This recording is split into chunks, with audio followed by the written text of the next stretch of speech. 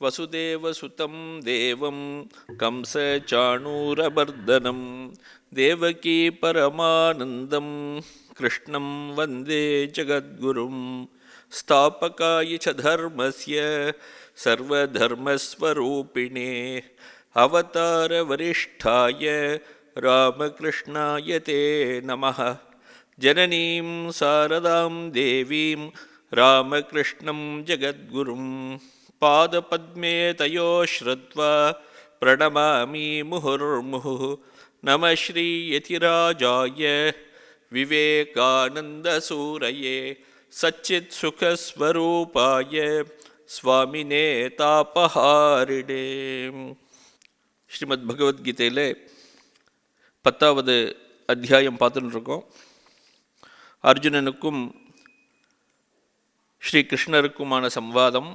அதில் அர்ஜுனனுக்கு ஒரு ஆசை வந்துடுறது, கிருஷ்ணருடைய எல்லா விதமான விபூதிகளையும் பார்க்கணும் அப்படின்னு. அதனால கிருஷ்ணரிடம் கேட்டுக்கொள்கிறான், எனக்கு எல்லாம் காட்டணும், விஸ்தரேண ஆத்மனோ யோகம் விபூதிம் ச ஜனார்தன அப்படின்னு கேட்குறான். பூய கதைய திருப்திர்ஹி ஸ்ருண்வத்தோ நாஸ்தி மே மிருதம். உங்களுடைய விபூதிகளை ஓ ஜனார்தனான்னு கூப்பிட்டு சொல்கிறான். யோகத்தை, யோகம்னாலோ ஐஸ்வர்யம்னு அர்த்தம், ஐஸ்வர்யங்கள் எல்லாவற்றையும் விபூதிகளை உங்களுடைய வடிவங்கள் எல்லாவற்றையும் எனக்கு விஸ்தரேன அப்படிங்கிறான். விஸ்தரேன கதையை நன்றாக விரிவாக கூறுங்கள். ஏன்னா எனக்கு இதுவரையில் சொன்னதில் எனக்கு எந்த திருப்தியும் ஏற்படவில்லை, அமிர்தமான வார்த்தைகளாக இருக்குது, அதனால இதில் திருப்தி ஏற்படவில்லை, இன்னும் எவ்வளோ சொன்னாலும் சந்தோஷம் அப்படின்னு கேட்குறான். கிருஷ்ணர் அதுக்கு ஆரம்பித்து சொல்கிறார், விபூதிகளை முழுமையாக சொல்லவே முடியாது, எவ்வளவு விஸ்தாரமாக எப்படி சொல்ல முடியும்? ஏன்னா அது நிமித்த காரணமாக இருக்கக்கூடிய பகவான், உபாதான காரணமாக இருக்கக்கூடிய பகவான். உபாதானமாகவும் நிமித்தமாகவும் யார் இருக்கிறார்களோ அவர்களுடைய விஸ்தாரத்தை சொல்லவே முடியாது. ஒரு இது இருக்கு, அரிசி இருக்கு, அரிசியை வைத்து கொண்டு எத்தனையோ விதமான பலகாரங்கள் செய்கிறோம். செய்யக்கூடிய பலகாரங்கள் எல்லாவற்றையும் விரிவாக சொல்லு அப்படின்னா சொல்ல முடியாது. ஏன்னா அரிசியை வச்சுட்டு எவ்வளோ வேணாலும் எவ்வளோ விதமாக வேணாலும் செய்யலாம் இல்லையா? அப்போ செய்யக்கூடிய வரக்கூடிய எல்லா விதமான பலகாரங்களுக்கும் ஆதாரமாக இருக்கக்கூடியது இந்த அரிசிங்கிறதுனால அரிசியோட பலவிதமான வெளிப்பாடுகளை சொல்லி முடிக்க முடியாது. இந்த உலகம், படைக்கப்பட்ட உலகம், பிரபஞ்சம் எல்லாவற்றிற்கும் உபாதான காரணமாகவும் நிமித்த காரணமாகவும் அதே பகவான் இருக்கிறதுனால அந்த விபூதிகளை சொல்லி முடிக்க முடியாது. அது கிருஷ்ணரே இங்கே சொல்கிறார். ஹந்ததே கதைஷ்யாமி திவ்யாஹ்யாத்ம விபூதயா. என்னுடைய விபூதிகளை நான் உனக்கு சொல்கிறேன், ஆனால் நீ கேட்ட மாதிரி விஸ்தாரமாக என்னால் சொல்ல முடியாது. பிராதான்யதா அப்படிங்கிற எது எது பிரதானமாக இருக்கோ, முக்கியமாக இருக்கோ அந்த விபூதிகளை மட்டும் சொல்கிறேன். ஏன் முழுமையாக சொல்ல முடியாது அப்படின்னாக்க, நாஸ்தியந்தோ விஸ்தரஸ்யமே, என்னுடைய விஸ்தாரங்களுக்கு விபூதிகளுக்கு ஒரு அந்தமே கிடையாது. அந்தம்னா முடிவே கிடையாது. அதனால தான் ஆச்சாரியர் எழுதும்போது அந்த இடத்துல எழுதுறார், அசேஷதா தூ வருஷசதேனாப்பி ந சக்கியா வக்தும் அப்படிங்கிறார். 100 வருஷம் கொடுத்தாலும் வருஷசதேனாப்பி அப்படின்னு சொல்லியிருக்கார். 100 வருஷங்களுக்கு சொல்லின்னு இருந்தா கூட அவருடைய தன்னுடைய விபூதிகளை காட்டிவிட முடியாது. அதனால பிரதானமாக சொல்கிறேன் அப்படின்னு சொல்லி ஆரம்பித்து சொல்கிறார். பல விபூதிகள்லாம் சொல்ல போகிறார். எல்லா பிரதானமாக சிலவற்றையெல்லாம் சொல்லி முடிச்சுட்டு கடைசியில் திரும்பவும் சொல்கிறார் இன்னொருத்தர, நாந்தோஸ்தி மம திவ்யானாம் விபூதீனாம் பரந்தப அப்படின்னு அர்ஜுனனை பார்த்து திரும்பவும் சொல்கிறார். என்னுடைய விபூதிகளுக்கு, திவ்யமான என்னுடைய விபூதிகள் எல்லாவற்றுக்கும் நான் அந்தஹ அஸ்தி அப்படிங்கிறார். ஒரு எல்லையே கிடையாது. நான் சொன்னது ஏதோ இவ்வளோ தூரம் சொல்லியிருக்கேனே, இதெல்லாம் சொன்னதெல்லாம் ஏதோ ஒரு பர்சன்ட் சொல்லியிருக்கேன், அவ்வளோதான். ஏஷத்து உத்தேசத்தா புரோக்தா அப்படிங்கிறார். ஏதோ கொஞ்சம் சொல்லியிருக்கேன் உனக்கு, எல்லா விபூதிகளையும் என்னால் சொல்லவே முடியாது, அதனால் பிரதானமாக என்ன இருக்கோ அதை தான் சொல்ல போகிறேன் அப்படின்னு ஆரம்பித்து எல்லா விதமான விபூதிகளையும் சொல்கிறார். அப்படி விபூதிகள்லாம் சொல்கிறதுக்கு முன்னாடியே தானே அந்த உபாதான காரணமாகவும் நிமித்த காரணமாகவும் இருக்கிறத முதல்ல சொல்லிடுறார். அகம் ஆத்மா குடாகேஷ சர்வபூதாஷயஸ்திதா அகம் ஆதிஷ்ச மத்தியம் ச பூதானாம் அந்தயேவச்ச அப்படிங்கிறார். சாந்தோக்கிய உபநிஷத்துல சர்வம் கல்விதம் பிரம்ம அப்படின்னு ஒரு மகா வாக்கியம் இருக்கு. மகா வாக்கியம் அப்படின்னா இருக்கக்கூடிய வஸ்துக்கள் எல்லாவற்றையும் ஒரு பிரம்மமாக சொல்லி அந்த பிரம்மமே ஆத்மாவாக இருக்குன்னு சொல்லணும். பிரம்மாத்மைக்கு ஐக்கியத்தை சொல்லக்கூடிய பிரம்மா ஆத்மா ஐக்கியத்தை சொல்லக்கூடிய போதிக்கக்கூடிய வாக்கியங்களுக்கு மகா வாக்கியங்கள்னு பேர். அங்கே இருக்கக்கூடிய ஒரு மகா வாக்கியம் சர்வம் கல்விதம் பிரம்ம அப்படிங்கிறது.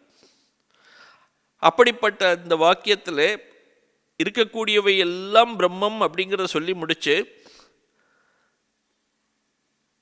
அதை எப்படி எல்லாம் பிரம்மமாக இருக்கு அப்படின்னு ஒரு கேள்வி வந்ததுன்னா அதை நிரூபிக்கணும். இப்படியாக இந்த காரணத்திற்காக எல்லாம் பிரம்மம் அப்படின்னு சொல்லணும். எல்லாம் பிரம்மம்னு சும்மா சொல்லிட்டு போயிட்டா போறாது. எதனால அப்படி பிரம்மம்னு சொன்னேன் அப்படிங்கிறத நிரூபிக்கணும். அப்படி நிரூபிக்கிறதுக்காக இந்த சர்வம் கல்விதம் பிரம்மன்னு சொல்லி முடிச்ச உடனே அடுத்த ஒரு வார்த்தையில சொல்றார் தஜ்ஜலான் நிதி சாந்த இத்யுபாசீத அப்படின்னு சாந்தோக்கிய உபநிஷத்துல சொல்லியிருக்கு. தஜ்ஜலான் அப்படிங்கிறது நமக்கு முக்கியமான வார்த்தை. அங்கே எதனால எல்லாம் பிரம்மம்னு சொல்லப்பட்டது அப்படிங்கிறதுக்கு காரணம் அந்த வார்த்தையில் இருக்கு. அந்த ஜலான் அப்படிங்கிறது ஜ ல அன அப்படின்னு பிரிக்கணும். அதை ஜலான்கிற வார்த்தையே ஜ ல அன அப்படின்னு பிரிச்சுக்கணும். ஜ அப்படின்னா பிறத்தல் அப்படின்னு அர்த்தம், ஜாயத்தே அப்படின்னு அர்த்தம், பிறத்தல் அப்படின்னு அர்த்தம். ல அப்படின்னா லயமடைந்தது, லீனகா அப்படின்னு அர்த்தம். அன அப்படின்னா வாழ்தல் அர்த்தம், பிராணன் அனன்னு சொல்றோம் இல்லையா, அந்த பிராண அப்படிங்கிறதுக்கு அனங்கிற சப்தத்திலேருந்து வந்தது. இப்போ இந்த இருக்கக்கூடிய பிரபஞ்சம் எல்லாம் அந்த பிரம்மத்திலிருந்தே பிறந்து பிரம்மத்திலேயே வாழ்ந்து அந்த பிரம்மத்திலேயே லயமடைகிறதுனால எல்லாம் பிரம்மம் அப்படின்னு அந்த உபனிஷத் சொல்லி கொடுக்குறது. இப்போ ஒரு பானை இருக்கிறது, அந்த பானை மண்ணிலிருந்து பிறந்தது. அப்போ பிறக்கும்போது மண்ணிலிருந்தே பிறக்கிறது, இருக்கும்போதும் அது மண்ணாகவே இருக்கிறது. இந்த பானை உடைந்து போயிடுத்துன்னா கூட திரும்ப மண்ணுக்கே போயிட போகிறது இல்லையா? அப்போ அந்த பானைக்கும் மண்ணுக்கும் வேறுபாடே கிடையாது. அப்போ எத்தனை பானைகள், எவ்வளவு விதவிதமான பானைகளை நம்ம பார்த்தாலும் எல்லாம் மண் அப்படின்னு சொல்லிடலாம். ஏன்னா இருப்பவை எல்லாம் அந்த மண்ணிலேயே பிறந்து மண்ணாகவே இருந்து மண்ணிலேயே லயமடைய போகின்றன. எப்பொழுது எல்லாம் ஒன்றிலே பிறந்து அந்த ஒன்றிலேயே வாழ்ந்து ஒன்றாகவே ஆகிறதோ அது அந்த பொருளை விட வேறு அல்ல. இருக்கக்கூடிய எல்லா பொருட்களும் பிரம்மத்திலிருந்து பிறந்து பிரம்மமாகவே இருந்து பிரம்மத்திலேயே லயமடைகிறதுனால எல்லாம் சர்வம் கல்விதம் பிரம்ம அப்படின்னு அவர் சொன்னார். அதே போல் இந்த இடத்துல கிருஷ்ணர் சொல்லி கொடுக்கிறார், இருக்கக்கூடியவை எல்லாம் என்னிலேயே பிறந்து என்னிடமே இருந்து என்னிலேயே முடிவடைகின்றன அப்படிங்கிறார். அகம் ஆதிஷ்ச மத்தியம் ச பூதானாம் அந்தயேவச்ச அப்படிங்கிறார். எல்லாவற்றிற்கும் நான் ஆதியாக இருக்கிறேன், ஆதினா காரணமாக இருக்கிறேன், பிறப்பாக இருக்கிற எல்லா பொருட்களும் என்னிலேயே தோன்றுகின்றன அப்படின்னு அர்த்தமாச்சு. மத்தியம் ச, மத்தியம்னா அந்த இருப்பு, அப்படி இருப்பாகவும் நானே இருக்கிறேன், என்னிலேயே இவையெல்லாம் நிலை பெற்று நிற்கின்றன. எப்படி மண்ணிலே இந்த பானைகள்லாம் நிலை பெற்று இருக்கிறதோ அது போன்று ஸ்ரீ கிருஷ்ணரிலே, கிருஷ்ணர் என்ற பரமாத்மாவிலே, பிரம்மத்திலே இவையெல்லாம் நிற்கின்றன. பூதானாம் அந்தயே வச்ச, எல்லாவற்றுக்கும் முடிவாக லயஸ்தானமாகவும் நானே இருக்கிறேன். இதுலேருந்து உபாதான காரணம் சொன்னதாச்சு. இப்போ நிமித்த காரணத்தையும் சொல்றார். அகம் ஆத்மா குடாகேஷ சர்வபூதாஷயஸ்திதா அப்படிங்கிறார். அர்ஜுனனை பார்த்து கூப்பிட்டு சொல்றார், எல்லா உயிரினங்களின் இதய குகையிலும் நான் இருந்து கொண்டிருக்கிறேன். அகம் ஆத்மா சர்வபூதாஷயஸ்திதா, எல்லா உயிரினங்களின் இதய குகையிலும் பிரத்யேகாத்மாவாக நான் இருந்து கொண்டிருக்கிறேன் அப்படிங்கிறார். உள்ளே இருந்து அவனை இயக்குபவனாக அவனாகவே பிரத்யேகாத்மான அவனே அதுன்னு அர்த்தம். அதுதான் உண்மையான பிம்பம், மற்றவையெல்லாம் பிரதிபிம்பம். உபனிஷத்தில் சொல்றது துவா சுபர்ணா சயுஜா சகாயா சமானம் விரக்ஷம் பரிசிஷ்வஜாத்தேன்னு முண்டகோபனிஷத் சொல்றது. ஒரு மரம் இருந்ததா, மரத்தில் 2 பறவைகள் உட்கார்ந்து கொண்டிருக்கின்றன. ஒரு பறவை மேலே உட்கார்ந்து இருக்கு, இன்னொரு பறவை கீழ்கிளையிலே உட்கார்ந்து கொண்டு இருக்கக்கூடிய பழங்களை உண்டு கொண்டிருக்கிறது. மரத்தில் எவ்வளவோ பழங்கள் இருக்கின்றன, அந்த பழங்களை எல்லாம் உண்டு கொண்டிருக்கிறது. ஒரு நேரத்தில் அந்த பழம் ஒரு சில நேரத்தில் இனிப்பாக இருக்கிறது, ரொம்ப சந்தோஷப்படுறது. சில நேரத்தில் அந்த பழம் கசக்கிறது, அதை சாப்பிட்ட உடனே இந்த பறவைக்கு ரொம்ப கஷ்டம் வருகிறது, துக்கம் வருகிறது. இனிப்பான பழங்களை சாப்பிட்டு இன்னும் கொஞ்சம் அனுபவிக்கணும்னு இன்னொரு பழத்தை நோக்கி ஓடுறது. எப்போ கசப்பான பழத்தை சாப்பிடுகிறதோ அப்போதுதான் அதுக்கு ஒரு துக்கம் வர்றது. அந்த கசப்பிலிருந்து எப்படி விடுபடுவது அப்படின்னு நினைக்கிறது. ஜீவனுடைய நிலை இது. இந்த உலகம்ங்கிறதுல உலகம்தான் அந்த பெரிய மரம். நம்முடைய உடல் இருக்கிறது, அதுதான் இந்த மரம். இந்த உடலுக்குள்ளே அந்த 2 பறவைகள் இருக்கின்றன. அந்த ஒரு பறவை எதுவுமே சாப்பிடாமல் மேலே உட்கார்ந்து இருக்கிற பறவை பரமாத்மா. உள்ளேயே இருக்கக்கூடிய இன்னொரு பறவை ஜீவாத்மா. இந்த உலகத்தில் இருக்கக்கூடிய எல்லா விதமான அனுபவங்களையும் இந்த ஜீவாத்மா பெற்றுக்கொண்டிருக்கிறது. கர்ம பலன்களை இது உண்டு கழிக்கிறது. சில நேரத்தில் கர்ம பலன்களை உண்டு சந்தோஷப்படுகிறது, சில நேரத்திலே துக்கப்படுகிறது. எப்போது துக்கம் வருகிறதோ அப்போதுதான் அதுக்கு ஆஹா ஏன் துக்கம் வருது அப்படின்னு திரும்பி பார்க்கறது. அதுவரையில் துக்கம் வராத வரையில் இன்னும் வேண்டும், இன்னும் சந்தோஷம் வேண்டும், இன்னும் அனுபவம் வேண்டும், வெளிப்பொருள்களை நோக்கி ஓடுகிறது. துக்கம் வந்த உடனே தான் கொஞ்சம் அப்படி மனம் திரும்பி உள்ளே வர பார்க்கறது. உள்ளே வந்த உடனே ஏதாவது வழி இருக்கான்னு தேடுறது. அப்போதான் நைஸா அந்த மேலே இருக்கக்கூடிய பறவையை பார்க்கிறது. ஆகா, மேலே இருக்கக்கூடிய பறவை எந்த செயலையும் செய்யாமல், அது பாட்டில் எந்த கர்ம பலன்களையும் அனுபவிக்காமல், ஆனால் தன்னுடைய மகிமையிலேயே மூழ்கி இருந்து எவ்வளவோ ஆனந்தமாக இருக்கிறதே அப்படின்னு அப்பதான் தெரியும். நிலையான ஆனந்தத்தை அனுபவித்துக் கொண்டிருக்கிறதுன்னு தெரிகிறது.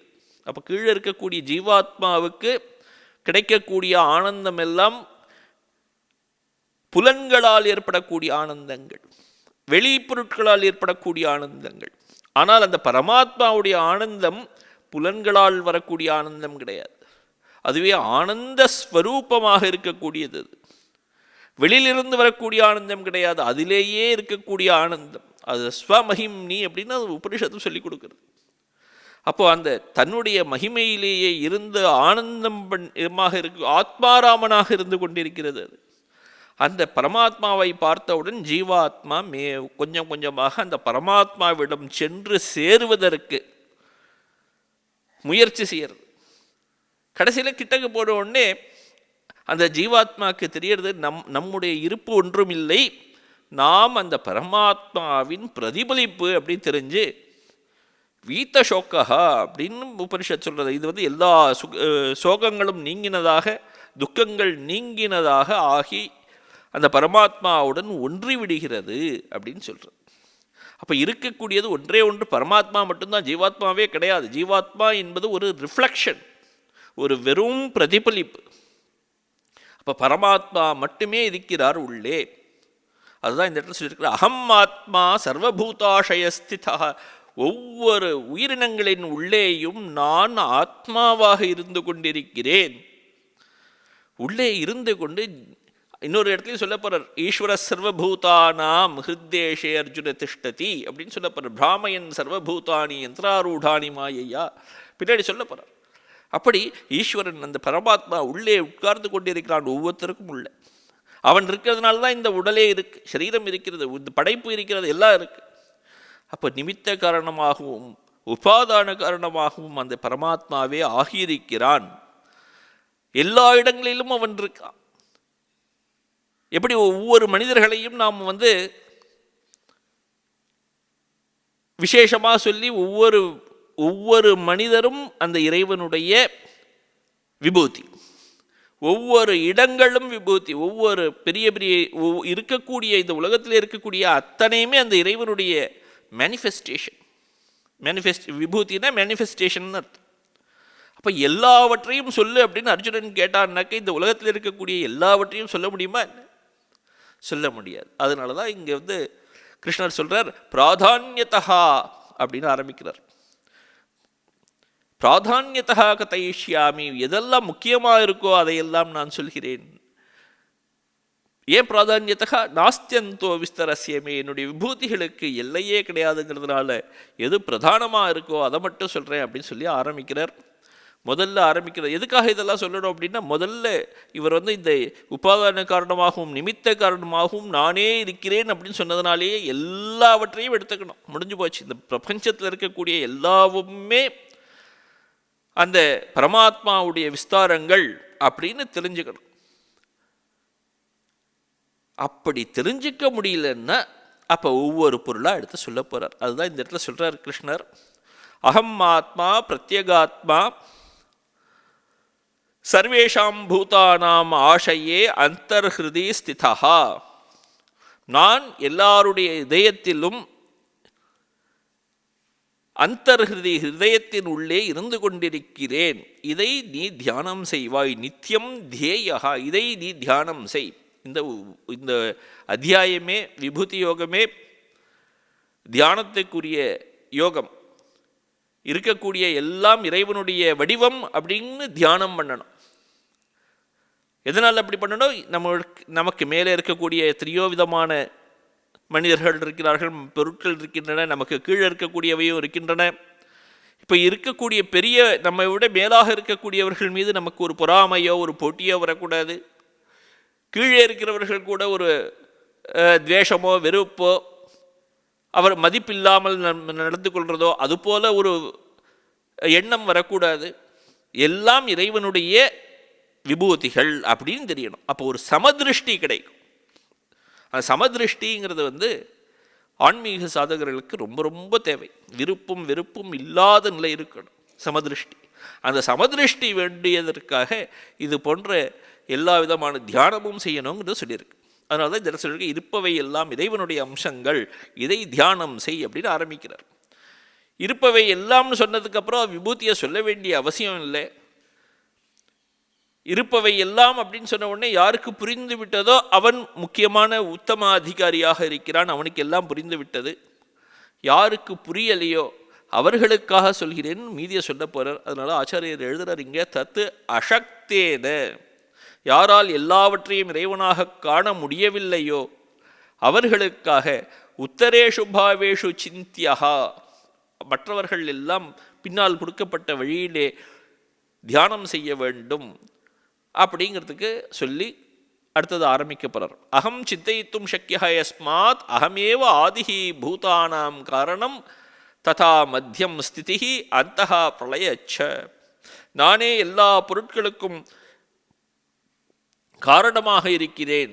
என்னிலிருந்தே எல்லாம் தோன்றியன, என்னிலேயே எல்லாம் நிலை பெற்று இருக்கின்றன, என்னிலேயே லயமடைகின்றன. இப்படியாக என்னை உபாதான காரணமாகவும் தியானம் செய்யணும். அது மட்டுமல்ல அப்படின்னு சொல்லி அடுத்தது ஆரம்பிக்கிறார். ஆதித்யானாம் அகம் விஷ்ணு, ஒவ்வொரு ஸ்பீஷீஸையும் எடுக்கிறார். இப்போ எடுத்து இதிலெல்லாம் நான் இப்படியாக இருக்கிறேன் அப்படின்னு பின்னாடி சொல்ல போகிறார். வேதங்களிலே நான் சாம வேதமாக இருக்கிறேன், மாதங்களில் மார்கழி மாதமாக இருக்கிறேன், இப்படிலாம் சொல்கிறார் இல்லையா? அதெல்லாம் இங்கே வரப்போகிறது எல்லாம். முதல்ல சொல்கிறார் ஆதித்யானாம் அகம் விஷ்ணு அப்படி. இப்போ வேதானாம் சாமவேதா அப்படின்னு சொல்லியிருக்கார். மாசங்களில் மார்கழி அப்படின்னு சொல்லியிருக்கார். மற்ற மாதங்களும் இவர் தான். இதில் எது உத்கிருஷ்டமோ எது உயர்ந்ததோ அதை எடுத்து காட்டுறார் அர்ஜுனனுக்கு, இதை தியானம் பண்ண அப்படின்னு. அதுக்காக இப்படியெல்லாம் சொல்லிட்டு வர்றார். ஆதித்யானாம் அகம் விஷ்ணு அப்படின்னு சொல்கிறார். ஜோதிஷாம் ரவிஹி அம்சுமான் மரீச்சிர் மருதாம் அஸ்மி நக்ஷத்ராணாம் அகம் சசி அப்படின்னு ஆரம்பிக்கிறார். ஏவம் ச தியேயா அகம், இப்படியும் என்னை தியானம் செய்ய வேண்டும். ஆதித்யர்களில் 12 ஆதித்யர்கள் இருக்கிறார்கள். அதில் விஷ்ணு என்ற பெயருடைய ஆதித்யனாக, உயர்ந்த ஆதித்யனாக நான் இருக்கிறேன். ஆதித்யானாம் துவாதசானாம் விஷ்ணு நாம ஆதித்யா அகம். ஜோதிஷாம் ரவிஹி அம்சுமான் அப்படின்னு சொன்னதுல ஜோதிஷாம் ரவிஹி, ஜோதிஷ் அப்படிங்கிறது ஒரு பிரகாசிக்கக்கூடியதற்கு பெயர், ஜோதின்னு பெயர். அப்போ எதெல்லாம் பிரகாசித்து கொண்டிருக்கிறதோ, வெளிச்சம் கொடுத்து கொண்டிருக்கிறதோ, அதிலே நான் ரவிஹி, ரவியாக இருக்கிற, ரவி என்றால் சூரியன், பிரகாசம் கொடுப்பவையிலேயே உயர்ந்த பிரகாசம் கொடுக்கக்கூடியது சூரியன். அதனால இந்த இடத்துல ஜோதிஷாம் ரவிஹி பிரகாஷித்ருணாம் அம்சுமான் ரவிஹி அப்படின்னு சொல்றார். அம்சுமான் அப்படின்னாக்க கதிர்களை உடையவனாக இருக்கிறேன், ஒளிக்கதிர்களை உடையவனாக இருக்கிறேன் அப்படின்னு சொல்றார். ரஷ்மிமான் அப்படின்னு சொல்றார்.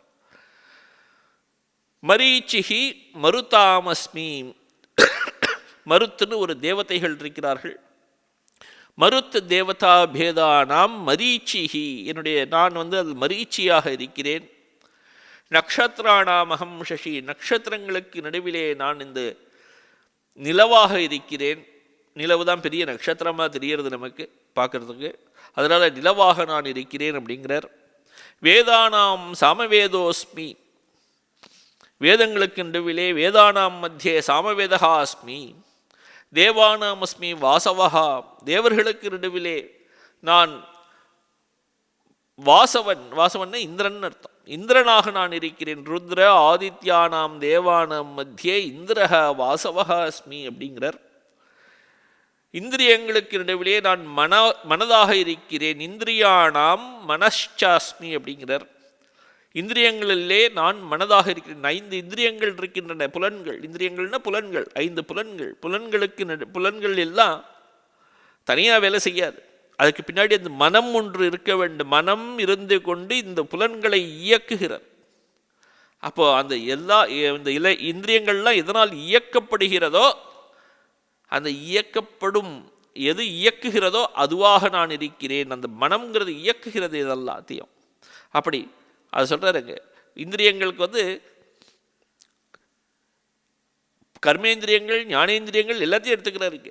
இவை எல்லாவற்றிற்கும் பின்னால் இருந்து கொண்டு இயக்குகிறது மனம். இந்திரியானாம் ஏகாதசானாம் சக்ஷுராதீனாம் மனஹா அஸ்மி, மனமாக நான் இருக்கிறேன். ஏகாதசம் அப்படின்னு சொல்லும்போது கர்மேந்திரியங்கள் ஞானேந்திரியங்கள் ரெண்டையும் எடுத்துட்டா 10 ஆச்சு. அந்த 10ஓட இந்த அந்தரிந்திரியமாக இருக்கக்கூடிய, அந்தகரணமாக இருக்கக்கூடிய மனசையும் சேர்த்து எடுத்துன்றார். இந்த 11 இந்திரியங்கள் அப்படின்னு பேர் இருக்கு. ஏகாதசானாம் இந்திரியானாம் மத்தியே மனஹா அஸ்மி, நான் மனமாக இருக்கிறேன். அது எப்படிப்பட்ட மனம் அப்படின்னா சங்கல்ப விகல்பாத்மகம் மனஹா, எது சங்கல்பமும் விகல்பமும் செய்து கொண்டிருக்கிறதோ அப்படிப்பட்ட மனமாக நான் இருக்கிறேன் அப்படின்னு சொல்றார். பூதானாம் அஸ்மி சேத்தனா, உயிருள்ள பிராணிகள் இருக்கின்றன. அந்த பிராணிகள் அது வசிக்கின்றன அப்படின்னு சொல்லும் போதே எப்படி வாசம் செய்யறது அப்படின்னா அதற்கு சைத்தன்யம் இருக்க வேண்டும், புத்தி இருக்க வேண்டும். புத்தி தான் சைத்தன்யம். அந்த சைத்தன்யம் இல்லாமல் உயிர் இருக்க முடியாது. ஏன்னா அதோட பண்பே சத்து சித்து ஆனந்தம்னு சொல்லியிருக்கு இல்லையா. சித்துனா சைத்தன்யம். சைத்தன்ய வடிவமாக இருக்கக்கூடிய வடிவமாக நான் பிராணிகளுக்கு நடுவிலே இருக்கிறேன் அப்படின்னு சொல்றார். ருத்ராணாம் சங்கரஷ்சாஸ்மி, ருத்ரர்களுக்கு ஏகாதச ருத்ரர்கள்னு பேரு. அப்படி ஏகாதச ருத்ரர்களுக்கு நடுவிலே நான் சங்கரனாக இருக்கிறேன் அப்படின்னு சொல்றது. அது பிரதானம்.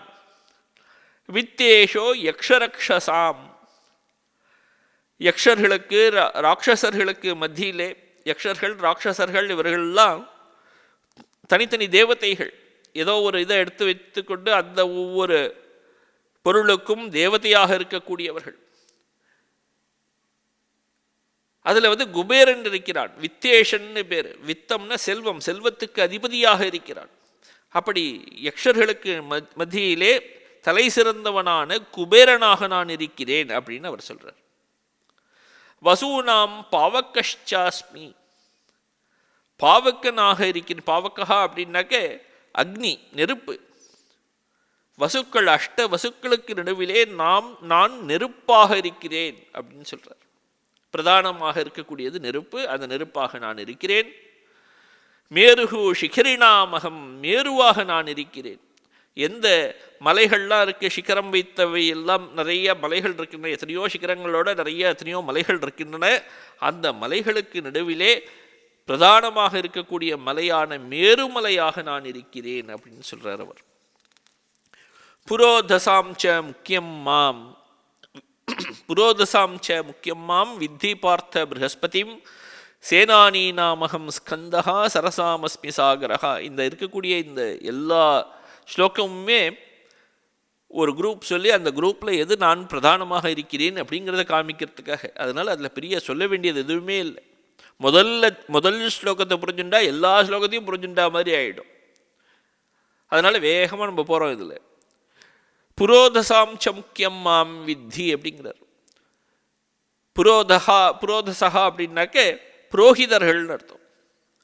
புரோகிதர்களிலேயே தேவர்களுக்கெல்லாம் புரோகிதராக இருக்கக்கூடிய ப்ரஹஸ்பதியாக என்னை தெரிந்து கொள் அப்படிங்கிறார். புரோதசாம் ராஜபுரோஹிதானாம் முக்கியம் பிரதானம் மாம் வித்தி ஜானீஹி ப்ரஹஸ்பதிம் அப்படிங்கிற ப்ரஹஸ்பதியாக என்னை தெரிந்து கொள் அப்படிங்கிறார். தேவர்களுக்கெல்லாம் குரு அவர் இல்லையா. வித்தி பார்த்த ப்ரஹஸ்பதிம், ப்ரஹஸ்பதி தேவர்களுக்கெல்லாம் குரு, சுக்ராச்சாரியர் அசுரர்களுக்கெல்லாம் குரு. இப்படி இரண்டு குருவும் இருந்திருக்கிறார்கள். சேனானி நாமகம் ஸ்கந்தஹா, ஸ்கந்தனாக நான் இருக்கிறேன் அப்படிங்கிற சுப்பிரமணியர் முருகப்பெருமான். சேனானி அப்படின்னாக்க படைகளுக்கெல்லாம் தளபதியாக இருக்கக்கூடியவன் சேனானின்னு பேர். சேனைகளுக்கெல்லாம் அதிபதி சேனானி அப்படின்னு பேர்.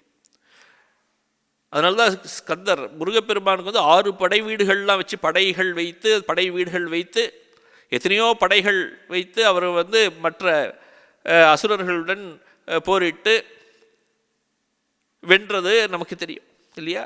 அப்போது ஸ்கந்தனை பற்றி அந்த இடத்துல சொல்கிறார். ஸ்கந்தன் அப்போ நம்மளுடைய பகவத்கீதையிலையும் இங்கே சொல்லியிருக்கு, சாந்தோக்கிய உபனிஷத்துலையும் ஸ்கந்தனை பற்றி சொல்லியிருக்கு. சனத்குமாரரே ஸ்கந்தனாக பிறந்ததாக சொல்லியிருக்கு, சுப்பிரமணியராக பிறந்ததாக சொல்லியிருக்கு. சேனானி நாம் அகம் ஸ்கந்தஹா, முக்கியமானவர் அவர், படைத்தளபதிகளிலேயே முக்கியமானவர்கிறதுனால அதை சொல்லியிருக்கு. சேனானி நாம் சேனாபதி நாம் அகம் ஸ்கந்தஹா. எப்படிப்பட்டவர் ஸ்கந்தன் சொன்னதோடு இல்லை, அந்த இடத்துல சொல்ற தேவசேனாபதி அப்படின்னு. முருகப்பெருமானுக்கு 2 மனைவியர், ஒன்று வள்ளி தெய்வயானைன்னு சொல்கிறோம் இல்லையா, தெய்வயானைக்கு இன்னொரு பேர் தேவசேனான்னு பேர். அதனால் இந்த இடத்துல சொல்லியிருக்க தேவசேனாபதி அப்படின்னு அது வேற சொல்லியிருக்கிறீங்க.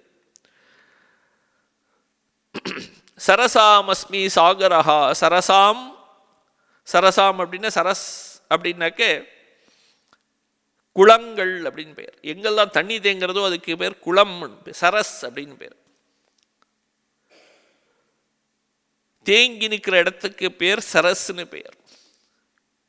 இந்த லக்ஷ்மி தேவி ஒரு இடத்துல நிற்க மாட்டாளாம், போயிட்டே இருப்பாள். ஒருத்தர் கையில் செல்வம் இருக்குன்னு வச்சுப்போம், செல்வம் ரொம்ப நாள் இருக்காது யாருக்கிட்டையும், அது போயிட்டே இருக்கிறது. தட் இஸ் த நேச்சர், அதுதான் அதோடைய இயல்பு. ஒருவரிடம் இருந்து இன்னொருவரிடம் அந்த செல்வம் போயிட்டே இருக்கும். ஆனால் சரஸ்வதி தேவி இந்த சரஸ்ன்னு அதுலேருந்து தான் பேர் வந்தது, ஒரே இடத்துல நிற்கிறதுனால. தண்ணீர் எப்படி தேங்கி இருக்கிறதோ அதுபோல் வித்யை ஒருவரிடம் இருந்துட்டே இருக்குமா.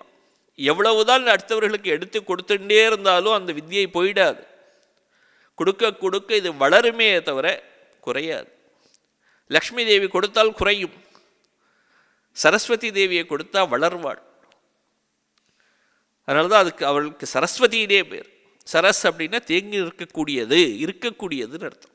அப்போ சரசாமஸ்மி சாகரஹா அப்படிங்கிற தேங்கி இருக்கக்கூடிய இடத்துல தண்ணீர் நிலைகளிலே நான் சாகரமாக இருக்கிறேன், பெரிய கடலாக இருக்கிறேன் அப்படின்னு அவர் சொல்றார். மகர்ஷீனாம் பிருகு அகம், மகர்ஷிகளிலேயே உயர்ந்த ரிஷியான பிருகு மகரிஷியாக நான் இருக்கிறேன். அத்ரி, பிருகு, குத்ச, வசிஷ்ட, கௌதமா, காஷ்யபர், இப்படியாக பலவிதமான ரிஷிகள் பல ரிஷிகள் இருக்கிறார்கள், 7 ரிஷிகள்.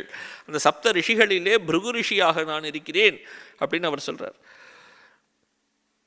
கிராம் அஸ்மியேக்கமக்ஷரம் அப்படிங்கிற சப்தத்திலே கீஹி அப்படின்னாக்க உச்சரிக்கக்கூடிய சொற்கள், உச்சரிக்கக்கூடிய சொற்களிலே நான் அழியாத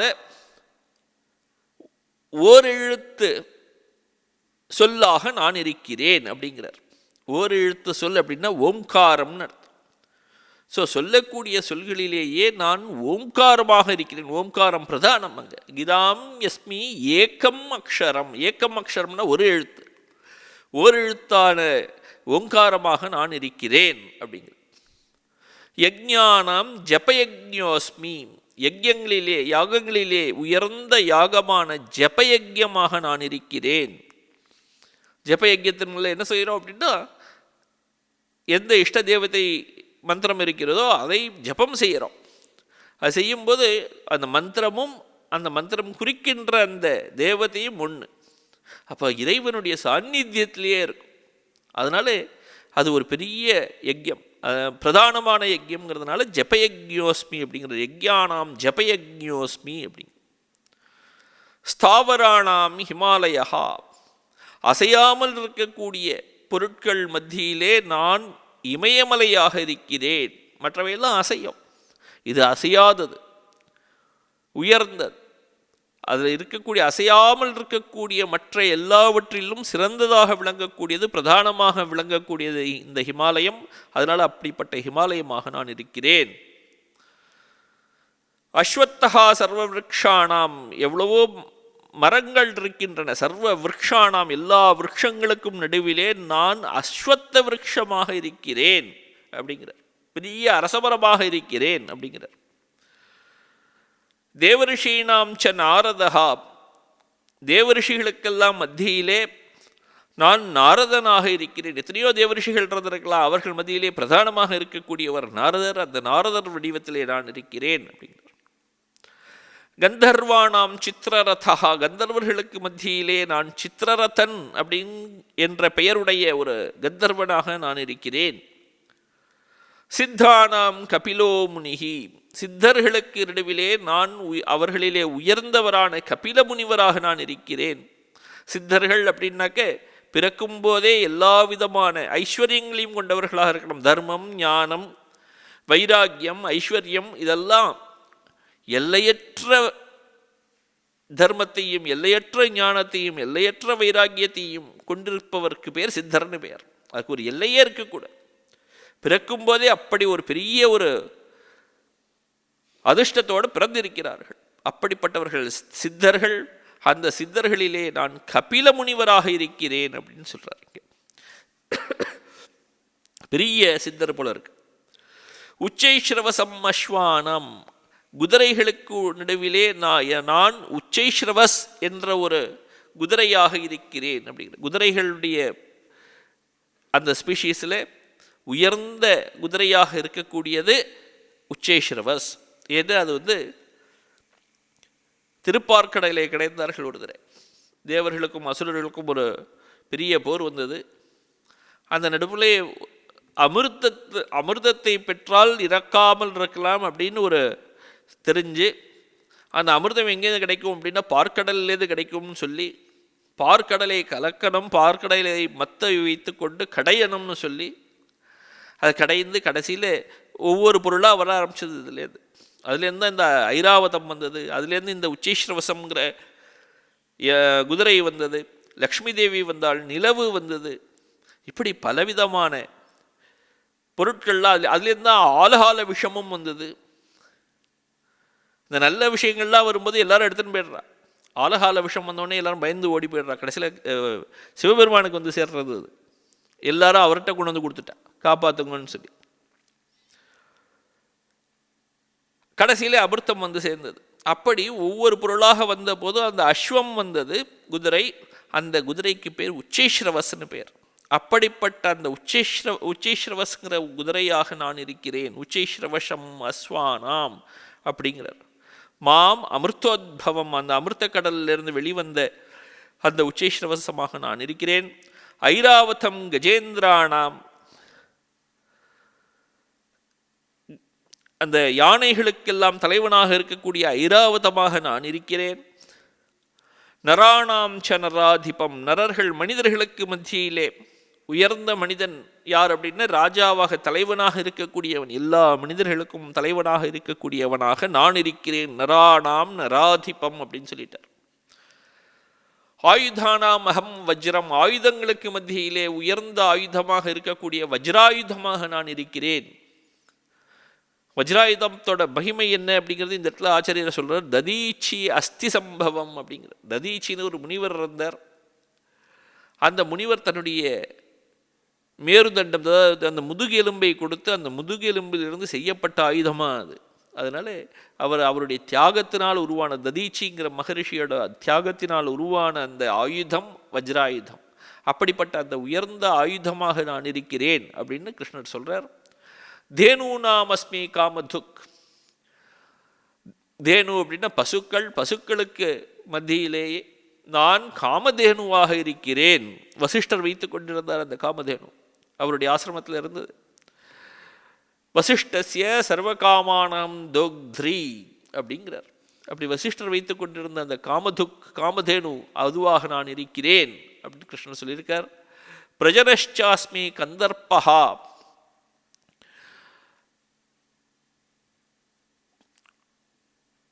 புத்திரர்களை உற்பத்தி செய்யக்கூடிய தந்தைகளிலே நான் காமதேவனாக இருக்கிறேன் அப்படின்னு அவர் சொல்றார்.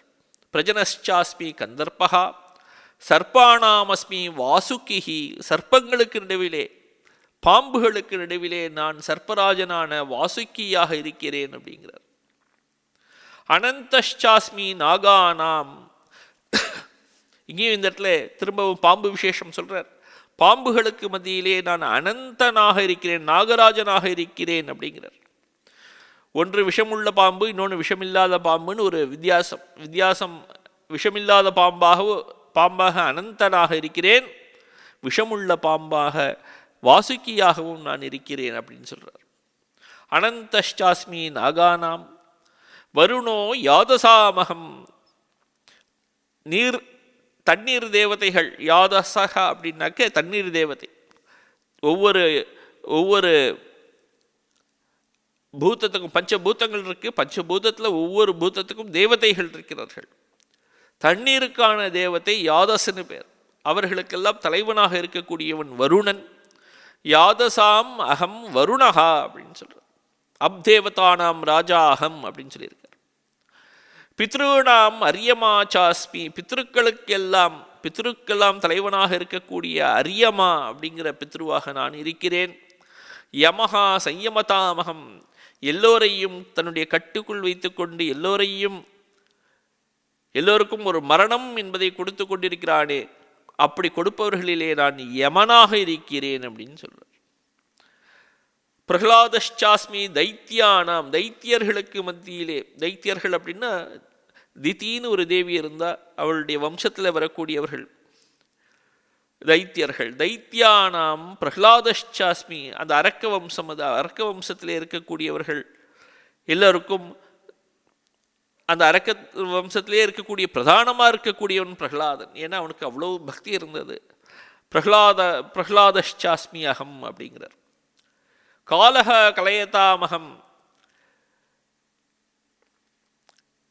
எல்லாருக்கும் ஒரு எல்லை விதித்து கொண்டிருக்கிறான் இந்த காலன் காலம், டைம், அது எல்லாருக்கும் ஒரு எல்லையை வகுத்து கொண்டிருக்கிறது.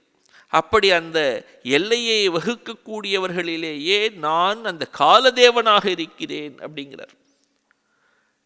இன்னொரு விதமாக சொல்லணும் அப்படின்னா, காலனுக்கும் காலனாக நான் இருக்கிறேன் அப்படின்னு அர்த்தமாச்சு. காலக கலயதாமகம் அப்படின்னு சொல்லியிருக்கார். மிருகாணாம் ச மிருகேந்திரோகம், மிருகங்களுக்கெல்லாம், மற்ற விலங்குகளுக்கு எல்லாம் மத்தியிலே நான் மிருகேந்திரகா, மிருகங்களுக்கெல்லாம் தலைவனாக இருக்கக்கூடிய சிங்கமோ புலியோ இல்லை யானையோ, இப்படியாக எந்த ஒரு விதமான உயர்ந்த விலங்கையும் எடுத்துக்கலாம். மிருகேந்திராணாம் மிருகேந்திரோகம் வைனதேயஷ்ச பக்ஷினாம், பட்சிகளுக்கு நடுவிலே பறக்கக்கூடிய பறவைகளுக்கு மத்தியிலே நான் ஒரு வைனத்தேயனாக இருக்கேன். வினத்தாவுடைய புத்திரன், இந்த கருடனுக்கு கருடனுடைய தாய்க்கு பெயர் வினத்தைன்னு பெயர். வைனத்தேயன்னா அந்த வினத்தையோட புத்திரனான கருடனுக்கு பெயர். பட்சிகளுக்கு நடுவிலே நான் கருடனாக இருக்கிறேன் அப்படின்னு சொல்றார். வைனதேயஷ்ச பக்ஷிணாம் அப்படின்னு. பவனஹா பாவதாம் அஸ்மி. எந்த ஒரு பொருள் எல்லாவற்றையும் புண்ணியமாக ஆக்குகிறதோ, எல்லாவற்றையும் தூய்மையானதாக ஆக்குகிறதோ, அப்படிப்பட்ட பொருள்களுக்கு நடுவிலே நான் பவனக அப்படிங்கிறார். பவனக அப்படின்னா வாயுதேவன் அப்படிங்கிறார். எல்லாவற்றையும் தூய்மையாக்குபவன், புனிதப்படுத்துபவன். பவதாம் அஸ்மி பவனஹா அப்படிங்கிற. சஸ்திரபிருதாமகம் ராமஹா. யார் ஆயுதங்களை வைத்துக் கொண்டிருக்கிறார்களோ அவர்களுக்கு மத்தியிலே நான் ராமனாக இருக்கிறேன். ராமஹா சஸ்திரபிருதாமகம். அகம் சஸ்திராணாம் தாரயித்ருணாம் தாசரதிஹி ராமஹா அகம். தசரத புத்திரனான ராமனாக நான் இருக்கிறேன். ஜஷானாம் மகரஷ்சாஸ்மி. இந்த தண்ணீரிலே வாழக்கூடிய பலவிதமான உயிரினங்கள் இருக்கு. அந்த உயிரினங்களுக்கு நடுவிலே நான் மக்கரஹா. மக்கரஹா அப்படின்னா சுறாமீன், ஒரு பெரிய மீனாக இருக்கிறேன். எல்லாவற்றையும் விழுங்கக்கூடியவனாக நான் இருக்கிறேன். ஸ்ரோத்தசாமஸ்மி ஜாஹ்னவி. தண்ணீர்கள் ஓடக்கூடிய நதியாக இருக்கிறது இல்லையா? நதிகளுக்கெல்லாம் நடுவிலே நான் ஜாஹ்னவியாக இருக்கிறேன். ஜாஹ்னவின கங்கை. நதிகளுக்கு மத்தியிலே நான் பிரதான நதியான கங்கையாக இருக்கிறேன். இப்படி இத்தனை ஸ்லோகத்தில் எல்லா உயிரினங்களையும் சொல்லி அந்த உயிரினங்களுக்கு நடுவிலே இவ்வளவு பிரதானமானவனாக நான் இருக்கிறேன் பெருசாக சொல்லி முடிச்சுட்டு இந்த இடத்துல சொல்கிறார், சர்காணாம் ஆதிஹி அந்தஷ மத்தியம் செய்வாகம் அர்ஜுன அப்படிங்கிறார். இந்த படைப்பில் இருக்கக்கூடிய எல்லாவற்றிற்கும் நான் ஆதியாகவும் மத்தியமாகவும் அந்தஷ்ச முடிவாகவும் நான் இருக்கிறேன் அப்படின்னு சொல்றார். முன்னாடி சொன்னது படைப்பு முழுவதும் சொன்னார். இருக்கக்கூடிய எல்லா பிரபஞ்சத்தையும் பற்றி சொல்லும்போது அகம் ஆதிஷ்ச மத்தியம் ச பூதானாம் அந்தை ஏவச்சன்னு சொன்னார். இங்கே இந்த இடத்துல சொல்லும்போது இந்த படைப்புக்குள்ளே இருக்கக்கூடிய ஒவ்வொரு பொருளையும் எடுத்துக்கொண்டு இந்த ஒவ்வொரு பொருளுக்கும் நான் ஆதியாகவும் மத்தியமாகவும் அந்தமாகவும் இருக்கிறேன் அப்படின்னு இந்த இடத்துல சொல்றார். சர்கானாம் ஆதிஹி அந்தஷ மத்தியம் செய்வாகம் அர்ஜுன. இருக்கக்கூடிய எல்லா பொருட்களுக்கும் நானே காரணம். என்னிலேயே இவையெல்லாம் நிலை பெற்று நிற்கின்றன, எல்லாம் என்னிலேயே லயமடைகின்றன அப்படின்னு அவர் சொல்லிட்டார். சிருஷ்டீனாம் ஆதிஹி அந்தஹாச்ச மத்தியம் ச ஏவ அகம் உற்பத்தி ஸ்திதி லயாக அகம் அர்ஜுன அப்படிங்கிறார். அப்படி இருக்கக்கூடியவை எல்லாம் என்னிலேயே தோன்றி என்னிலேயே இருந்து என்னிலேயே லயமடைகின்றன அப்படின்னு சொல்லிட்டார். அப்புறம் இந்த நாலெட்ஜ் வித்யைகள் இருக்கின்றன. இந்த வித்யைகள் மத்தியிலே பலவிதமான வித்யைகள் இருக்கு. பராவித்யை அபராவித்யைன்னு அபராவித்யில் எத்தனையோ விதமான வித்யைகள் இருக்கு. இப்படி இருக்கக்கூடிய வித்யைகள் மத்தியிலே நான் அத்தியாத்ம வித்யாக ஆத்ம வித்யாக இருக்கிறேன். ஏன்னா அந்த ஆத்ம வித்யை தெரிந்து கொண்டால் பராவித்யை அடைந்தால் ஏயா தது அக்ஷரம் அதிகம்யத்தேன்னு உபனிஷத் சொல்லி கொடுக்கிறது. எந்த அந்த பராவித்யின்னு என்ன அப்படின்னா எதை அறிந்து கொண்டால் மோட்சம் கிடைக்கிறதோ அதுக்கு பேர் பராவித்யின்னு பேர். அப்படிப்பட்ட அந்த வித்யைக்கு அத்தியாத்ம வித்யை அப்படின்னு பேர், ஆத்ம வித்யின்னு பேர். அதனால இந்த இடத்துல சொல்ற வித்யானாம் அத்தியாத்ம வித்யா அப்படிங்கிறது. வித்யைகளுக்கு நடுவிலே நான் அத்தியாத்ம வித்யாக இருக்கிறேன். அத்தியாத்ம வித்யானாம் மோக்ஷார்த்தத்வாத் பிரதானம் அப்படிங்கிறது. அத்தியாத்ம வித்யைக்கு எதனால பிரதானம் அப்படின்னா அது மோட்சத்தை கொடுக்கக்கூடியது. மற்ற வித்யைகள்லாம் மோட்சத்தை கொடுக்கக்கூடியது கிடையாது.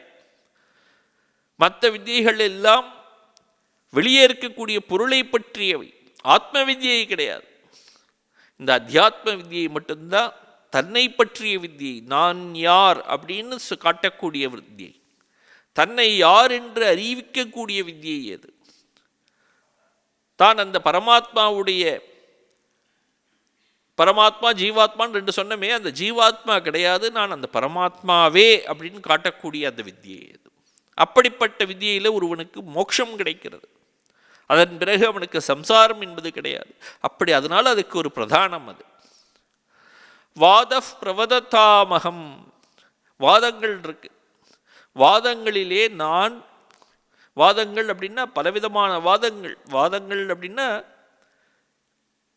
ஆர்கியூமெண்ட்னு நம்ம சொல்கிறோம், டிபேட் அப்படின்னு சொல்கிறோம் இல்லையா? பலவிதமாக டிபேட் இருக்கான். சொல்லும்போது வாதம் ஜல்பம் விதண்டம் அப்படின்னு சொல்லுவார்கள். விதண்டாவாதம் ஜல்பம் வாதம். விதண்டாவாதம் அப்படின்னாக்க எதிர்க்க இருக்கக்கூடிய வாதம்னாலே ரெண்டு பேர் ஆர்கியூ பண்ணக்கூடியது. உண்மையை அறிய வேண்டும் என்று வாதம் பண்ணலாம், ஒண்ணுமே ஒரு பிரயோஜனமே இல்லாமல் இழுத்துண்டு போகணுங்கிறதுக்காக ஜல்பம் பண்ணலாம், எதிராளி சொல்வதை மடக்க வேண்டும்ங்கிறதுக்காக உண்மையை இல்லாதவற்றை சொல்லி அவனை மடக்கலாம். அதுக்கு பேர் விதண்டாவாதம்னு பேர். அப்போ வாதத்திலேயே பலவிதமானவை இருக்கு. உண்மையை அறிவிக்கக்கூடியதாக உண்மையை வெளிவ கொண்டு வரக்கூடியதாக இருக்கக்கூடியது வாதம். அந்த வாதமாக நான் இருக்கிறேன், மற்றவை நான் அல்ல அப்படிங்கிறார். இப்போ விதண்டாவாதமோ ஜல்பமோ நான் இல்லை அப்படின்னு அர்த்தமாச்சு. வாதகா பிரவதத்தாமகம், ஏன்னா அதுதான் பிரதானம். அக்ஷராணாம் அகாரஹா அஸ்மி, எழுத்துக்களிலேயே நான் அகார வடிவமாக இருக்கிறேன். அகாரத்திலிருந்து தான் எல்லாமே தொடங்குகின்றன, அதனால அகாரமாக நான் இருக்கிறேன். துவந்த்வஹா சாமாசிகஸ்ய ச, இலக்கணத்திலே சமாசம்னு ஒன்று பகுதி இருக்கு, அது துவந்த்வ சமாசமாக நான் இருக்கிறேன். அகமேவ அக்ஷயா காலஹா, நான் காலனாக இருக்கிறேன், அழியாத காலனாக நான் இருக்கிறேன். காலனுக்கும் காலனாக பரமேஸ்வரனாக நான் இருக்கிறேன். தாத்தாகம் விஸ்வத்தோ முகா, நான் எல்லோருக்கும் கர்ம பலனை விதிப்பவனாக, விதாத்தாவக கொடுப்பவனாக நான் இருக்கிறேன். விஸ்வத்தோ முகா, எனக்கு பலவிதமான வடிவங்கள் இருக்கின்றன அப்படின்னு சொல்றாரு இங்கே. இப்படி சொல்லி இன்னும் கொஞ்சம் போகிறது, இதெல்லாம் நம்ம அடுத்த வகுப்பில் பார்க்கலாம். அந்த பிரதானமாக இருக்கக்கூடிய எல்லாவற்றையும் சொல்லி முடிக்க போகிறார். இப்போ முடிஞ்ச வரையில் சொல்லிட்டு, இதுக்கப்புறம் சொல்ல முடியலேன்னு அவரே சொல்லிட்டு, அதுக்கப்புறம் இருப்பவை எல்லாம் நானே அப்படின்னு சொல்லிட்டு போக போகிறார். இந்த உலகம்னு எது இருக்கிறதோ, பிரபஞ்சம்னு எது இருக்கிறதோ, அது என்னுடைய ஒரே 1% வெளிப்பாடு அப்படின்னு சொல்ல போகிறார். ஏகாம்ஷேன ஸ்திதோ ஜகத்து அப்படிங்கிறார். இருப்பவை எல்லாம் நானே, என்னுடைய வெறும் 1% அப்படின்னு சொல்லிட்டு போகிறார். ஒரு அம்சத்தினால இந்த உலகத்தை நான் தாங்கி கொண்டிருக்கிறேன். இப்போ இதெல்லாம் இவர் சொல்றதெல்லாம்,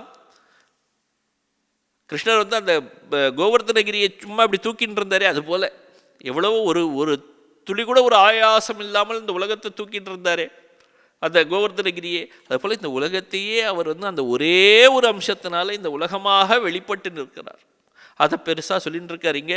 ஏன் அப்படின்னா, நமக்கு தியானத்திற்கு மனம் அதில் ஈடுபட வேண்டும்ங்கிறதுக்காக, அது ஏற்றத்தாழ்வு இல்லாமல் இருக்க வேண்டும்ங்கிறதுக்காக சொல்லிட்டு வர்றார். இதெல்லாம் நம்ம மீதி அடுத்த வகுப்பில் பார்க்கலாம். ஓம் சாந்தி ஷாந்தி ஷாந்தி. ஹரி ஓம் தத்சத். ஸ்ரீராமகிருஷ்ணார்ப்பணமஸ்து.